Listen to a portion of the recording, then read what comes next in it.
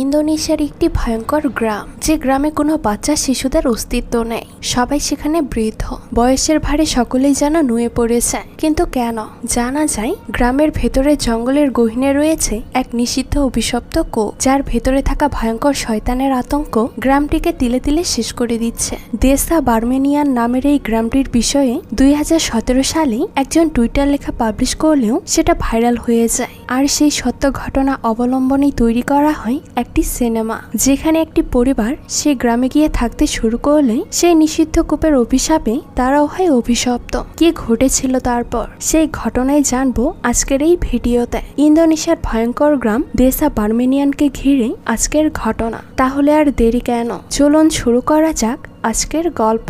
তো গল্পের শুরুতেই আমরা দেখতে পাই একটা মেয়ে তার বাবার সাথে ওয়ার্কআউট করছে। মেয়েটির নাম আমারা। তাদের বাড়িতে আমারার মা আর ছোট বোন কাশি আমারার জন্য ভালো ভালো খাবার রান্না করছে। সেখানে কাশি তার মাকে জিজ্ঞাসা করে, আচ্ছা মা, আপুর প্রতিদিন এত ডিম খাওয়া কেন লাগে? এতে তো ক্ষতি হবে। তার মা বলে, তোমার বোন একজন অ্যাথলেট হতে চায়, সে অনেক চেষ্টা করছে, যার কারণে তার অনেক প্রোটিন দরকার। ঠিক তখনই আমারা আর তার বাবা ওয়ার্কআউট শেষ করে বাড়িতে ফিরে আসে। আর বলে রাখা ভালো, আমার আর বাবা ছোট্ট একটা জব করে, সেটা দিয়ে তাদের পুরো পরিবার সামলাতে হয়, কিন্তু ঠিকঠাক হয়ে ওঠে না। যেমন আজকের খাবারে আমারা চেয়েছিল অ্যাভোকাডো আর টোস্ট খেতে, কিন্তু তা সম্ভব হয়নি। এটা নিয়ে তার একটু মন খারাপ হয়। তো খাওয়া শেষ হলে আমরা দেখতে পাই তাদের বাবা তাদেরকে একটা ক্রীড়া প্রশিক্ষণ ক্লাবে নামিয়ে দেয়। সেখানে তারা ক্লাস করছিল। ক্লাস শেষ হলে তারা দুই বোন অপেক্ষা করতে থাকে কখন তাদের বাবা আবারও এসে তাদেরকে নিয়ে যাবে। আর ঠিক তখনই আমারার কাছে একটা কল আসে। আমারাকে জানানো হয়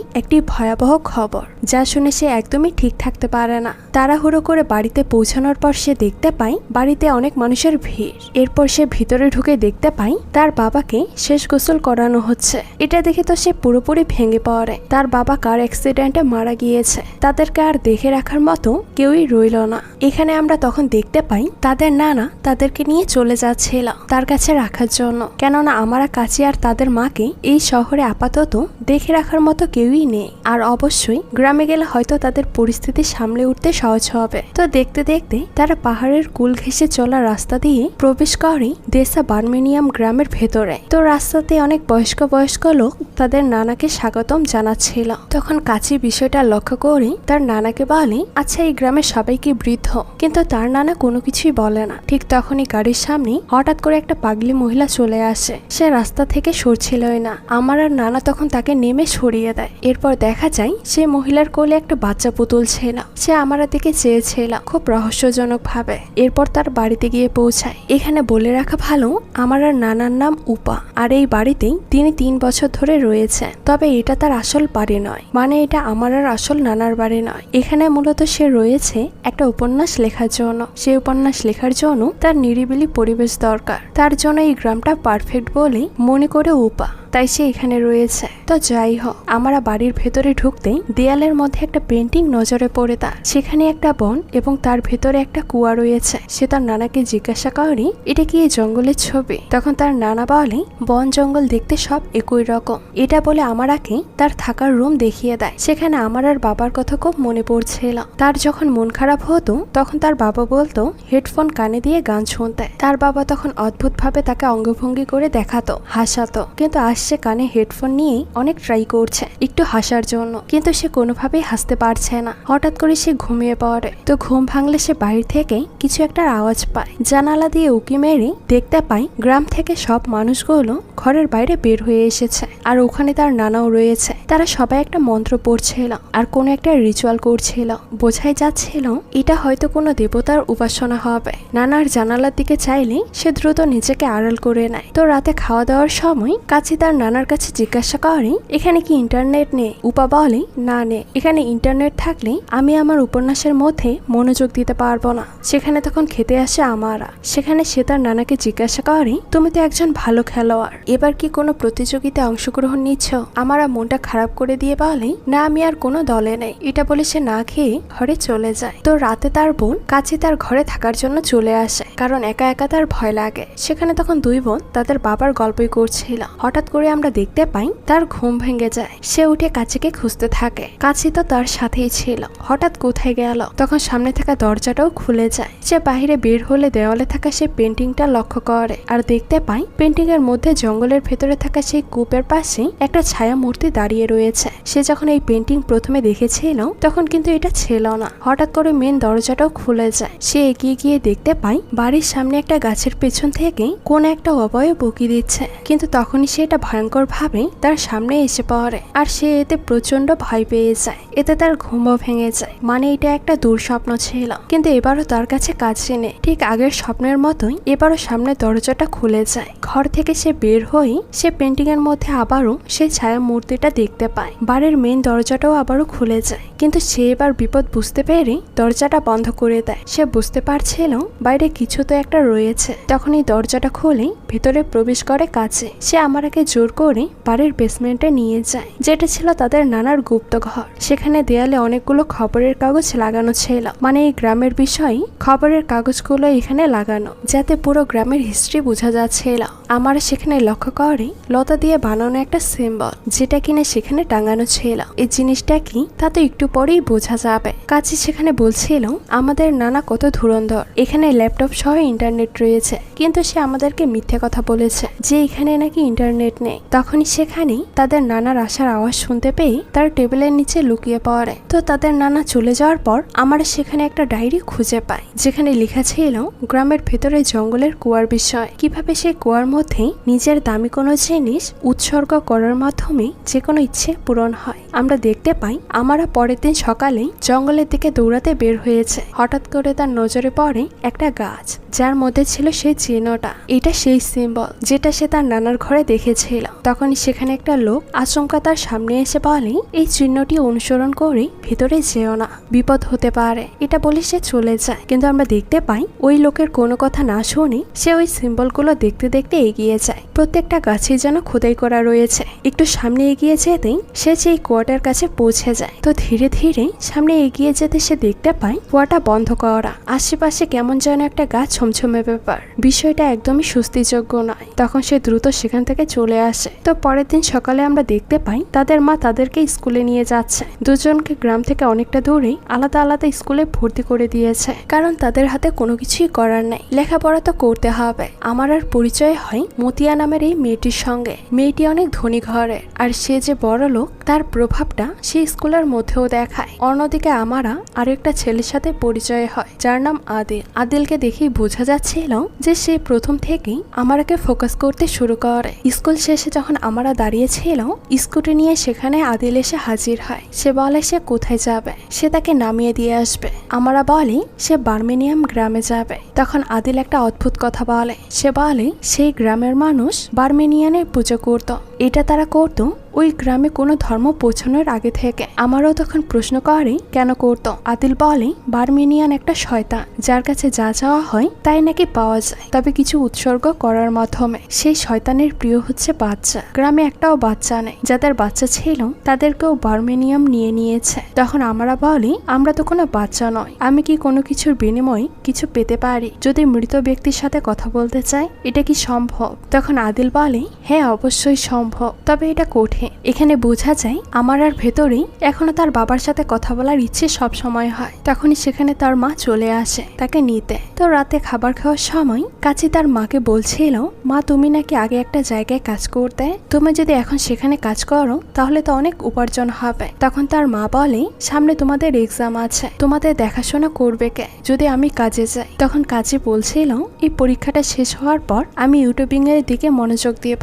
এগুলো শুনে মোটেও ভালো লাগছিল না আমার, কারণ সে বড় মেয়ে, তার মন খারাপ, সে খাচ্ছিল না। তার মা তাকে জিজ্ঞাসা করে তুমি খাচ্ছ না কেন? এখানে আসার পর থেকে আমি দেখতে পাচ্ছি তুমি কিছু খাচ্ছ না, তোমার কি কোনো কিছু খেতে মন চায়? আমাকে বলো, আমি এখনই বানিয়ে দিচ্ছি। আমারা তখন তার মার দিকে রাগী গলায় বলে তাহলে বাবাকে এনে দাও, আমার তোমাকে পছন্দ হয় না। তখন আমরা দেখতে পাই তার মায়ের অনেক খারাপ লাগে, সে কাঁদতে কাঁদতে সেখান থেকে চলে যায়। তো একটু পরই রাগ ভাঙাতে তার মায়ের ঘরে গেলে দরজার সামনে কান পেতে সে শুনতে পায় তার মা তার নানাকে বলছে তার বিয়ে হওয়ার আগে তিনি কাজ করত, অনেক বছর হলো সে কাজ করে না, তার কাছে কোনো জমানো টাকাও নেই যে সে সন্তানের সব ইচ্ছেগুলো পূরণ করবে। মানে তাদের সংসারের একমাত্র উপার্জনকারী যখন পৃথিবী থেকে চলে যায় তখন আসলেই এমনটাই হয়। আমার আর এতে অনেক খারাপ লাগে। এসব কথা শুনি সে কোনোভাবেই শান্তি পাচ্ছিল না। তার শুধু বারবার মনে হচ্ছিল যেভাবেই হোক তার বাবার সাথে একবার কথা বলতে হবে। তো আমরা দেখতে পাই সে চলে যায় তার নানার রুমে।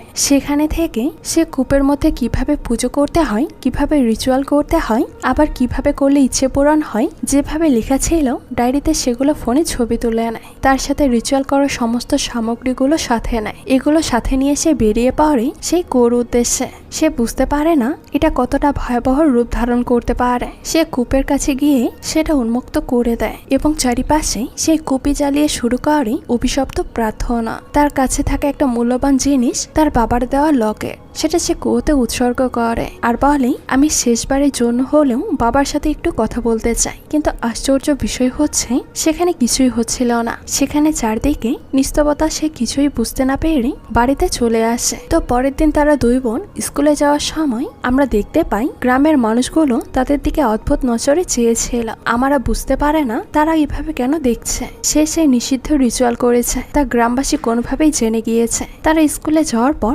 আমার আর মা তাকে স্কুলে নামিয়ে দেওয়ার পর আমার সাথে সে কথা বলছিল না। কালকে রাতের জন্য তার মা অভিমান করেছে।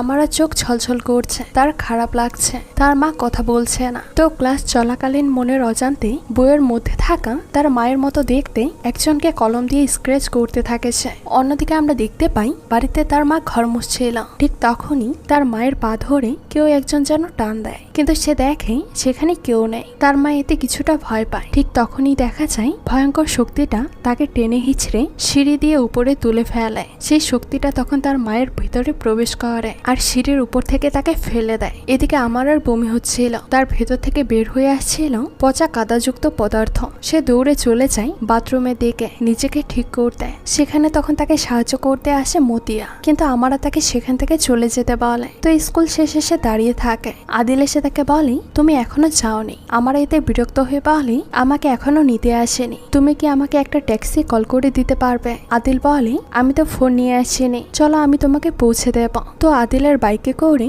আমরা তখন অর্ধেক গ্রাম পর্যন্ত আসে। সেখান থেকে তাকে বিদায় দেয়। তখনই হঠাৎ করে তার সামনে সেই পাগল মহিলাটি চলে আসে আর তাকে বলতে শুরু করে তোমার তাকে জাগানো উচিত হয়নি। এটা বলে সে হাসতে থাকে, যে হাসিটা খুবই ভয়ঙ্কর ছিল। আমরা তখন দৌড়ে সেখান থেকে চলে যায়। রাস্তার মধ্যে তার সাথে দেখা হয় তার নানা। সে খুব রাগান্বিত হয়ে তার নানাকে বলছিল মা আজকে আমাকে কেন নিতে গেল না। তখন তার নানা তাকে জানায় তোমার মা ভয়ানকভাবে আহত হয়েছে, তার একটা পা ভেঙে গিয়েছে, তাড়াতাড়ি বাসায় যাও। তো আমরা বাসায় গিয়ে দেখি তার মায়ের এই অবস্থা। এতে তার খুবই খারাপ লাগে। কেন হলো এমনটা? সে তো শুধু তার বাবার সাথে কথা বলতে চেয়েছিল, এরকমটা তো সে আশা করেনি। তো রাতে তার নানা তাকে বলছিল আচ্ছা তুমি কি গাড়ি চালাতে পারো? সে বলে হ্যাঁ পারি, কিন্তু ততটাও ভালো না। তার নানা তাকে বলে তাহলে কালকে তুমি আর তোমার বোন দুজন ড্রাইভ করে কষ্ট করে স্কুলে চলে যেও। আমরা তখন বলে কেন, তুমি কি নিয়ে যেতে পারো না? তার নানা ওই এক কথা বলে আমার উপন্যাস লিখতে হবে,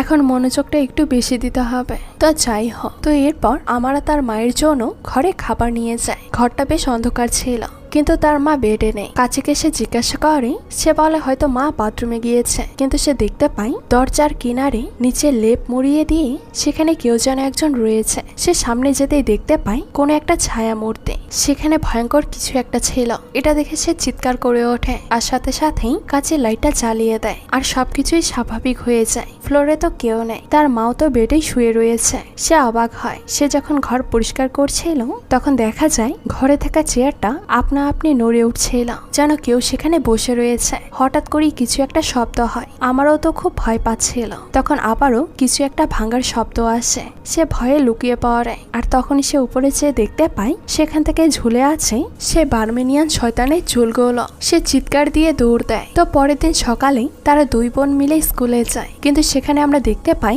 মাতিয়া নামের মেয়েটিকে। সে তাকে উদ্দেশ্য করে বলছিল, তোমরা এখনো এত পুরনো দিনের গাড়ি ব্যবহার করো। মানে সে এটা অহংকার করেই বলছিল। আদিল ছেলেটি সেখানে আমার সাথে কথা বলতে চায়, কিন্তু আমার আর মুড অফ। সে কথা না বলেই চলে যায়। তাতে আদিলের অনেক খারাপ লাগে। আর এদিকে কিছুক্ষণ পরে হঠাৎ করে আমরা দেখতে পাই মতিয়া সহ তার বান্ধবীরা আমার আর পেছনে পড়েছে। মতিয়া কেন এতটা রেগে গেল। তারা আমার আগে নিয়ে চলে যায় স্কুলের বাথরুমে, যেখানে আমরা দেখতে পাই বাথরুমের দেয়ালে মতিয়াকে নিয়ে অনেক খারাপ কথা লেখা রয়েছে। মতিয়া আমার আর ব্যাগ চেক করে সেখানে মার্কার সহ অনেক কিছুই খুঁজে পায়। তখন আমরা দেখতে পাই সেখানে তারা সবাই মিলে আমারাকে হেনস্থা করতে শুরু করে, কিন্তু আমারা তো কোনো কিছুই করেনি। এটা করেছিল আদি। তার কারণ ছিল আমারা তার সাথে কথা বলেনি, এই কারণে সে এটা করেছে। তো সবাই চলে গেলে আমারা অনেক কাঁদতে থাকে। সে গোসল করে আর ক্লাসে ঢুকতে ঢুকতে তার অনেকটা দেরি হয়ে যায়। তার চুল ভেজা, খুবই অবস্থা খারাপ। তখন আমরা দেখতে পাই সেখানে ক্লাসে তাকে ঢুকতে দেওয়া হয় না, সেখান থেকে বের করে দেওয়া হয়। এতে আমারা মতিয়ার উপর অনেক বেশি রেগে যায়। তখনই ক্লাসরুমের ভেতরে আবারও দেখা যায় মতিয়ার কি যেন একটা হয়ে যায়। তার নিজের উপরে কোনো কন্ট্রোল নেই। তখন সে কলম দিয়ে নিজের চোখে নিজে আঘাত করতে শুরু করে, একদম চোখের ভেতরে কলম ঢুকিয়ে দেয়। কি বিভৎস অবস্থা। সবাই তো খুব ভয় পেয়েছে। দেখা যায় আদিল ভয়ে সেখান থেকে বাথরুমে চলে যায়। যে বিষয়টা লক্ষ্য করে আমারা, সে বুঝতে পারি আদিলই এসব লিখেছে। আদিলের পেছন পেছন আমরাও বাথরুমের দিকে যাই। তখন দেখা যায় বাথরুমের ভেতর আয়নাতে থাকা আদিলের অবয়বটা তার সাথে ভিন্ন আচরণ করছিল। বাইরে থেকে তখন আমারা বলছিল দরজাটা খোলো। আদিল তো দরজার কাছে আসছিল, কিন্তু আমরা দেখতে পাচ্ছিল আয়নার ভেতরে থাকা ছায়ামূর্তিটা সেখান থেকে নড়ছিলই না। আদিল দেখতে পায় সেটা তার দিকে চেয়ে হাসছিল আর আয়নার মধ্যে মাথা বাড়িয়ে দিচ্ছিল। তখন সে নিজের কন্ট্রোল হারায়। সে ভয়ঙ্কর শয়তান তার ভেতরে ঢুকে পড়ে আর তার মাথা আয়নার মধ্যে আঘাত দিতে দিতে তাকে সেখানেই শেষ করে দেয়। দরজা খুলে আমরা এটা দেখতে পেয়ে হতভম্ব হয়ে যায়। সে বমি করতে শুরু করে আর আবারও তার ভেতর থেকে কাদামাটি বের হতে থাকে। বিষয়টা কি হচ্ছে সে কোনো কিছুই বুঝতে পারে না। সে কাঁদতে কাঁদতে বাড়িতে আসে। তার মনে হচ্ছিল সে অভিশপ্ত কুয়ার রিচুয়ালটা করার ফলেই তার এমন হচ্ছে। সে বাড়িতে এসে তার মায়ের কাছে কান্না করতে শুরু করে আর বলতে থাকে, আমার জন্যই তোমার এমনটা হয়েছে, আমাকে মাফ করে দাও। এরপর আমরা দেখতে পাই সে তার নানার কাছে গিয়েছে এবং তাকে বলছে সেই শয়তানের পূজা সম্পর্কে। সে বলে, আমি আমার বাবার সাথে কথা বলার জন্য সে কুয়োর রিচুয়ালটা করেছিলাম। এখন কেন জানি না সেই শয়তান আমার আপনজনের উপরেই গুরুতরভাবে প্রভাব ফেলছে। সে তার নানার কাছে জানতে চায় সে এটা কিভাবে থামাবে, কিন্তু তখন তার নানা বলে, আমি অনেকদিন ধরেই এই গ্রামে গবেষণা করছি এই বিষয়ে। এটাকে থামানোর কোনো উপায় নেই। বিগত কয়েক বছর ধরে কেউ সেই শয়তানের পুজো করে না, কিন্তু তুমি এটা করেছো, এটা ঠিক হয়নি। তখন আমরা দেখতে পাই সেখানে কাচি স্কুল থেকে ফিরে এসেছে। সে তার বোনকে বলে, তুমি আজকে কেন আমাকে আনতে চাওনি? আমরা বলি, আসলে আমি ভুলে গিয়েছিলাম, অনেক কিছু টেনশনে পড়ে গিয়েছিলাম, তাই তোমাকে আনতে পারিনি। এরপর দেখা যায় সেখানে কাচি আমারাকে অনেক বেশি কথা শোনাতে থাকে। এতে করে আমরা খুবই রাগান্বিত হয়ে যায়। তখন হঠাৎ করে আমরা দেখতে পাই কাচিকে সেই ভয়ঙ্কর শক্তিটা ছুঁড়ে ফেলে দেয় আর টেবিলে থাকা একটা ছুরি দিয়ে নিজের উপরে আঘাত করাতে যাবে সেই শয়তান। তখনই তাকে জড়িয়ে ধরে তার বোন আমারা, যার কারণে ছুরিটা আমারার পিঠে ঢুকে যায়। দেখা যায় আবারও সেম ভাবে আমারা বমি করতে থাকে আর বের হতে থাকে কাদামাটি। সে বুঝতে পারে এই রিচুয়ালের ভয়াবহতা। সে গ্রামের ভেতরে দৌড়াতে থাকে আর গ্রামের মানুষজনকে বলতে থাকে, আমাকে প্লিজ সাহায্য করুন, কিভাবে আমি এই শয়তানকে থামাবো। কিন্তু দেখা যায় তাকে সাহায্য করা তো দূরের কথা, সবাই তার থেকে দূরে পালাচ্ছিল। তখনই তার সাথে দেখা হয় গ্রামের সেই পাগল মহিলার, যে বলছিল তোমার উচিত হয়নি সেই শয়তানকে জাগানোর। সে সাহায্য চাইছিল, বলছিল আমাকে সাহায্য করো, আমি কিভাবে এটাকে থামাবো। সেই মহিলাটা বলে সাহায্য করা যাবে না, তাকে থামানো সম্ভব নয়। কয়েক দশক আগে সবাই তাকে ডেকেছিল, কিন্তু এরপর থেকে তাকে আর কেউ ডাকার সাহস পায়নি। তখন আমারও বলে, কেন? সে কি এই গ্রামের সমৃদ্ধি ঘটায়নি, কারো ইচ্ছে পূরণ করেনি? সেই পাগল মহিলা তখন বলতে থাকে, সেই শয়তানের কারণেই তো সব ধ্বংস হয়ে গিয়েছে। কেউ একজন বলেছিল তাকে পুজো করলে নাকি ইচ্ছে পূরণ হয়, কিন্তু তার ভয়াবহ আর কে জানতো। সবাই যখন তাদের সমৃদ্ধির টাকা পয়সা চাইতে তার কাছে কিছু উৎসর্গ করতে থাকে, তখন সেই শয়তান তাদেরকে সাহায্য করার বদলে তাদের আপনজনকে কষ্ট দিতে শুরু করে। এই কথা শোনার পর আমরা বুঝতে পারি আমার আর মা সহ তার বোন বন্ধু বান্ধবীদের কেন সেই শয়তান মেরে ফেলেছে বা আহত করেছে। মানে যে সেই শয়তানের পুজো করে, সেই শয়তান তার পূজারীর জন্য সবকিছু করে, মানে দেহরক্ষী হিসেবে কাজ করে। যদি সেই পূজারী কারোর উপর রেগে যায়, কারোর জন্য তার মন খারাপ হয়, তাহলে সেই শয়তান তাকে শাস্তি দেয়। সেই পাগল মহিলা তখন আরো বলে, তুমি যদি এখন কুয়ার ভেতরে নিজেকে উৎসর্গ করো শয়তানি স্বেচ্ছাসেবক হিসেবে, তাহলে এই সমস্যার সমাধান হতে পারে, তোমার পরিবার বাঁচতে পারে। আমরা দেখতে পাই তারা তখন সেই কুয়ার সামনে আবারও যায়, আর আমরা নিজেই এবার কুয়ার মধ্যে ঝাঁপ দেবে সে শয়তানকে থামানোর জন্য। কিন্তু দেখা যায় সেটা সে পারে না। যতই হোক নিজেকে শেষ করা এতটা সহজ নয়। সে তখন তার গলা ধরেই আরো একটা নেকলেস নিয়ে এবার কুয়োতে ফেলে দেয় আর বলে, এগুলো থেকে আমি মুক্তি চাই। কিন্তু তখনই সেই পাগল মহিলাটা তাকে বলে, আরে তুমি এটা কি করলে? এখন তো এই শয়তান আরো রেগে যাবে এবং তোমার পরিবারের সবাইকে শেষ করে দিবে। এটাই তো হয়ে আসছে। দেখতে পাও না এই গ্রামে কোনো বাচ্চা নেই। আমরা নিজেদের পরিবারকে বাঁচানোর জন্য সবাই সবার বাচ্চাকে বলে দিয়েছিলাম। তখন দেখা যায় বাড়ির কাছে সম্পূর্ণ সেই শয়তানের বসে চলে গিয়েছে। তখন তার নানা তাকে ধরার চেষ্টা করলে তার নানাকে সে ধাক্কা দিয়ে ফেলে অজ্ঞান করে দেয় এবং সে ধীরে ধীরে উপরের তলাতে উঠছিল। এসব আমরা বাইরে থেকে দেখছিল। সে ভেতরে প্রবেশ করতে পারছিল না, ভেতর থেকে দরজাটা খুলছিল না। এদিকে কাজী পঁচিশ অবস্থায় উপরের তলা থেকে লাফ দেওয়ার অবস্থা। তখন আমরা সেখানে নিচে দাঁড়ায় তার বোনকে বাঁচাতে। পঁচিশ হওয়া কাজীতে উপর থেকে লাফ দেয়, কিন্তু তার কোনো কিছুই হয় না। সে আমারার উপরে পড়ে। কিছু না হলেও কাজী সেখানে তার পায়ে অনেকটা ব্যথা পায়। ঘরের মধ্যে এসে ফ্লোরে কাজীকে বসিয়ে সে চলে যায় উপরের তলা থেকে ব্যান্ডেজ আর ওষুধ আনতে। এদিকে তার নানার জ্ঞান ফিরেছে। আমারে যখন আলমারি থেকে ওষুধগুলো বের করে আবার আলমারি লাগানোর পর আমরা সেই আয়নার মধ্যে সে ভয়ঙ্কর শয়তানকে দেখতে পাই। সে নিচে নেমে আসলে উপরে তার মায়ের রুম থেকে একটা চিৎকারের আওয়াজ পায় সে। প্রথমে তার নানা সেখানে যায়। তখন নানা তাদেরকে ডাকতে শুরু করে। তারা একটু উপরে উঠে দেখতে পায় তাদের নানা তাদের মাকে নিয়ে সামনের একটা রুমে ঢোকে, কিন্তু দরজাটা লেগে যায়। তারা উকি দিয়ে দেখতে পারে ভেতরে সেই শয়তানটা তার নানাকে সম্পূর্ণ পজিস করে নিয়েছে। তখনই লোডশেডিং হয়। ফোনের আলো জ্বালিয়ে কোনো রকমের নিচে নামে তারা, কিন্তু উপর থেকে তাদের মায়ের কণ্ঠে আবারও চিৎকার শুনতে পায়। কাজীকে সেখানে রেখেই সে উপরে যায় দেখতে।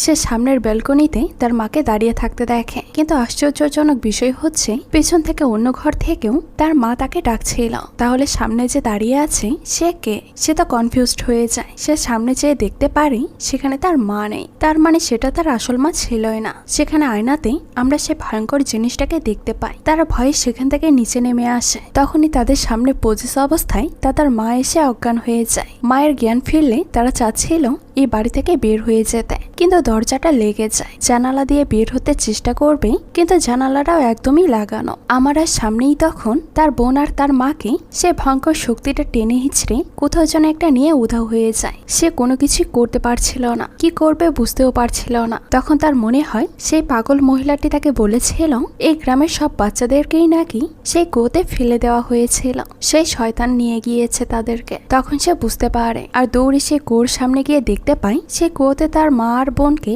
সে শয়তান ফেলে দেওয়ার বন্দোবস্ত করেছে। তখন সে কোনো রকমে তাদেরকে বাঁচিয়ে নেয়। সে জঙ্গলের দিকে দেখতে পায় সেই ছায়া মূর্তিটা সেখানে দাঁড়িয়েছিল। তখন তার বোন আর তার মাকে সে বাঁচাতে নিজেই নিজেকে শয়তানের কাছে উৎসর্গ করে দেয় সেই কুয়োতে লাফ দিয়ে। তার মনে হয় সবকিছু যেন শেষ, সে মিলিয়ে যাচ্ছিল কুয়োর অতল গহ্বরে। কিন্তু হঠাৎ করেই একটা মোটা দড়ি তার কাছে আসে। সে সেটা ধরে দেখতে পায় তাকে উপরের দিকে টেনে তোলা হচ্ছে। গ্রামবাসীরা সবাই তাকে উপরে টেনে তুলছে। এভাবেই তাকে সবাই বাঁচিয়ে নেয়। তো পরের দিন সকালে সবাই মিলে কুয়াটা আবারও বন্ধ করে দেয়। তার মানে হয়তো তারা বেঁচে গেল। গ্রামের সবাই খুব খুশি। তো যাই হোক, এখন আর এই গ্রামে তারা থাকবে না, এখান থেকে চলে যাবে। সবাই মিলে জিনিসপত্র গোছাচ্ছে। তখন সেখানে গল্পের মধ্যে আমরা আরেকটা টুইস্ট খুঁজে পাই। সেটা হচ্ছে সেখানে আমরা তার নানার লেখা একটা উপন্যাস পাই, যেটার নাম ছিল সে। উপন্যাসটি একটু পরে আমরা বুঝতে পারি এটা অন্য কোনো ঘটনা না। এতদিন তাদের সাথে যা ঘটেছে এই গ্রামে সেসবই লেখা আছে এই উপন্যাসে। তার নানা সেসবই এখানে লিখে রেখেছে। সে তো অনেক রেগে যায়। সে তার নানার কাছে যায় আর বলতে থাকে, তার মানে তুমি আগে থেকে সবকিছু জানতে আর আমাদেরকে এখানে এনেছিলে টোপ হিসেবে ব্যবহার করার জন্য। কেন তুমি এমনটা করেছ? তখন তার নানা বলে, আসলে আমাকে মাফ করে দিও তোমরা। আমি চেয়েছিলাম আমি যেন একটা সত্য ঘটনা অবলম্বনে সবকিছু চোখের সামনে থেকে দেখে উপন্যাসটা লিখতে পারি। এতে করে এটার গ্রহণযোগ্যতা অনেক বেশি হয়ে যাবে। এজন্যই এমনটা করেছি। মানে তার নানা সব আগে থেকেই জানতো, সবকিছু প্ল্যান করেই সেখানে নিয়ে এসেছিল। এসব জানতে পেরে ধিক্কার জানিয়ে আমরা তার ফ্যামিলি নিয়ে সেখান থেকে পুরোপুরি ব্যাক করে শহরে। কিন্তু আমরা দেখতে পাচ্ছিলাম তার নানা সেই পেন্টিং এর দিকে চেয়ে দেখতে পাচ্ছিল ভেতরে কুয়াশাতে সে অবয়বটা হঠাৎ করে গায়েব হয়ে গিয়েছে আর সাথে সাথেই যেন দরজাটা খুলে যায়। তার মানে হয়তো বার্মিনিয়াম শয়তান আবারও আসছে। আর তখনই উপাকে কোনো একটা শক্তি টেনে কোথায় একটা নিয়ে যায়, আর সে চিৎকার করতে থাকে। আর তখনই ঘটনাটা সমাপ্তি ঘটায়। আসলে উপাকে মেরে ফেলার কারণ হচ্ছে সে আমার আর আপনজ, তাই তাকে শেষ করে দেওয়া হয়েছে। কেননা আমরা দেখতে পেয়েছিলাম আমারা কুয়োতে নিজেকে উৎসর্গ করার পর তার কিছুই হয়নি, কারণ গ্রামবাসী তাকে বাঁচিয়ে ফেলেছিল সে শয়তান তাকে গ্রহণ করার আগে। কিন্তু শয়তান যে তাকে গ্রহণ করতে পারলো না, এটা তো শয়তানের একটা আক্ষেপ। আর এখন যেহেতু আমরা তার পরিবারকে নিয়ে গ্রাম ছেড়েই চলে গিয়েছে, তার পরিবার হিসেবে তার নানা শুধু রয়ে গিয়েছে এই গ্রামে, তাই সেই প্রতিশোধটাই সেই শয়তান এবার তার নানার উপরেই নিয়েছে। সম্পূর্ণ মুভিটিতে দেশা বার্মিনিয়াম গ্রামের যে গল্পটা বলা হয়েছে তা একটা ছদ্মনা, কোনো এক কারণে সে। তো আপনাদের কাছে এই প্রতিশোধের গল্পটা কেমন লেগেছে সেটা কিন্তু অবশ্যই কমেন্ট করে জানাবেন। আজকে এই পর্যন্তই, দেখা হচ্ছে নতুন কোনো ভিডিওতে। সেই পর্যন্ত সবাই ভালো থাকবেন। আল্লাহ হাফেজ।